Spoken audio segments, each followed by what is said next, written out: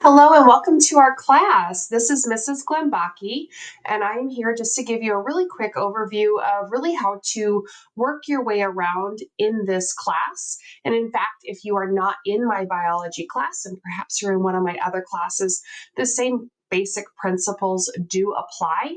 It's just a different class. So the general gist of this is when you go into our class, you click on that tile, you will automatically be directed to the home page.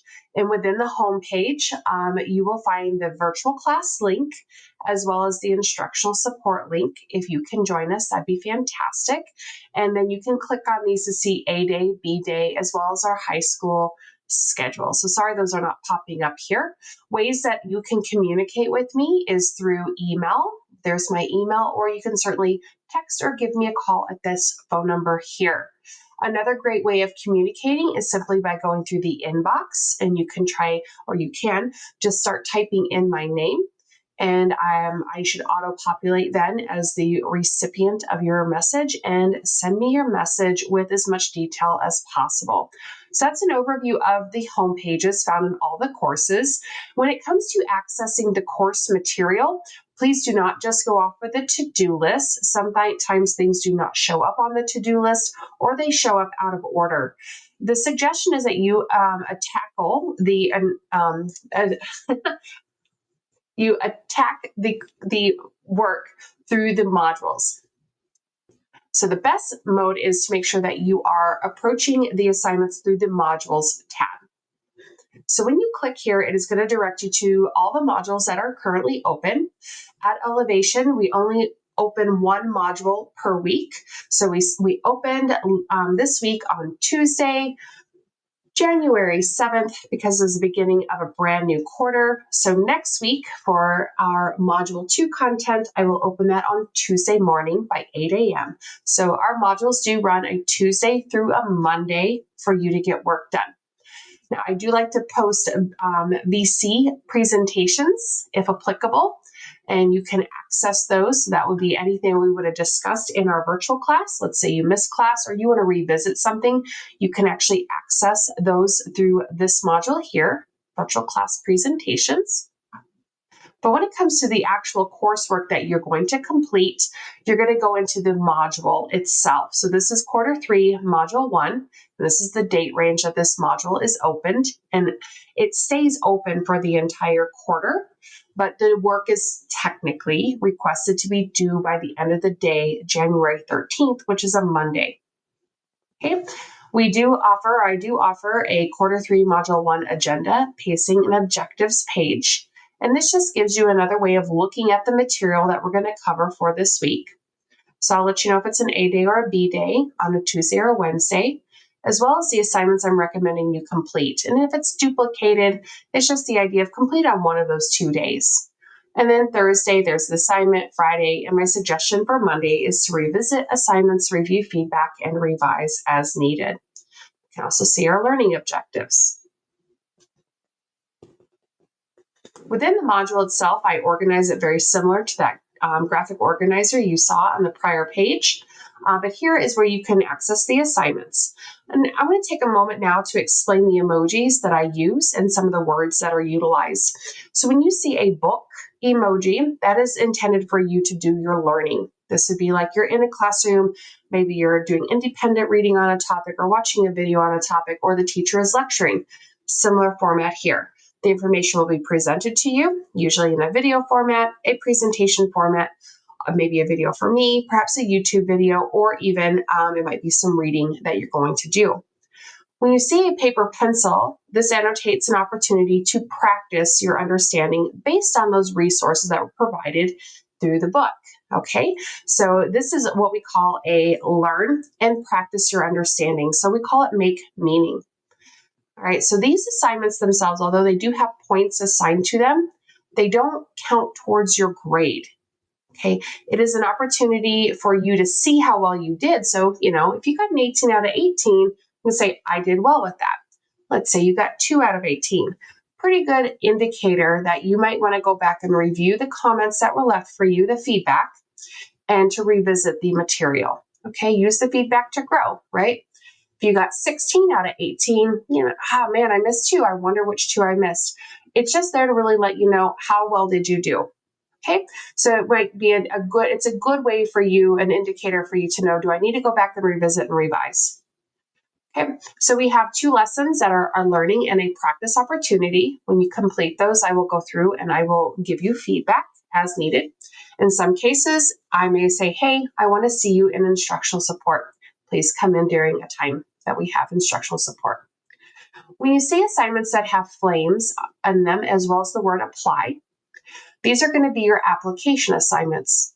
These assignments do count towards your grade. Okay, these are the assignments that are meant to assess your understanding of the material that was given to you prior in the week. In these assignments, you do not get unlimited attempts. You only have 2 attempts on apply assignments. This is in contrast to your learning and make meaning assignments and your explore assignments. These are opportunities where you have unlimited attempts on those assignments, because the intention is that you grow, you revisit, you revise, you improve your understanding. However, the apply assignments are there to assess your absolute understanding.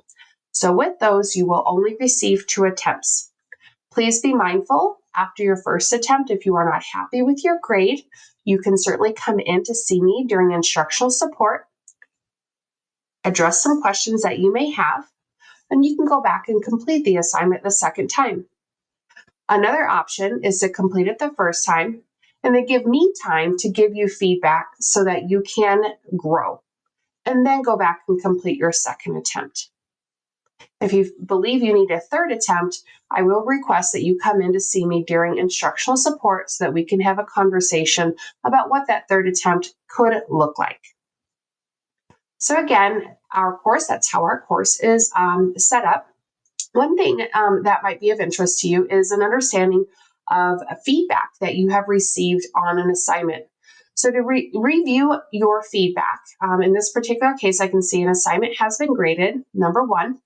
And I can actually click on grades. And from here, I can see all the assignments that have been posted up to date. In this case, we're only completed up through module 1. So here I see, oh, look at that, 1.1. I have some feedback on this. And I know I have feedback because I see this little chat bubble icon. So I can click on the bubble icon and I would be able to see my teacher's feedback. In this case, it's just me giving you a prompt. So this is where you would see your teacher's comments, their feedback. Perhaps it's some direct instruction. Perhaps it's an additional resource. Maybe it is just, hey, the answer was this. It could be, I would really like to see you in instructional support so we can work on this together. So please review the feedback. Again, the intention of the feedback is so that you can grow. You can also, what's nice with this is you can access the assignment. You can go back in and access the assignment itself. And you can comment. So maybe there was one question that you missed and you could address that one question that you missed right here in the comment. Or perhaps you have an additional question. Hey, I'm still not quite understanding this. Could you provide me with additional resource? Or it might be, when may I see you earlier than normal instruction times?